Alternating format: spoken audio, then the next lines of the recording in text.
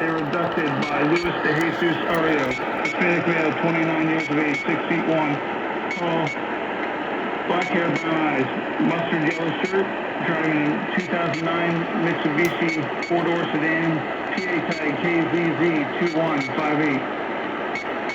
The Pennsylvania State Police has issued an A-Road child abduction alert for South Lebanon Township Police in Lebanon County. South Lebanon Township Police are searching for two abducted Hispanic males, both short black hair, brown eyes. Jaden De Jesus, 6 years of age, over 3 feet tall, thin build, wearing a red Michael Jordan shirt, jeans, and multicolored sneakers. Angel De Jesus, 11, 4 feet 9 inches tall, thin build, wearing a white Nike shirt, blue jeans.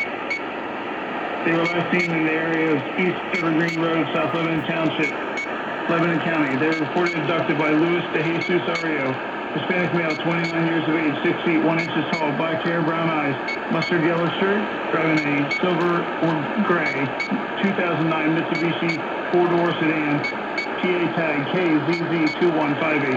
Anyone with information should...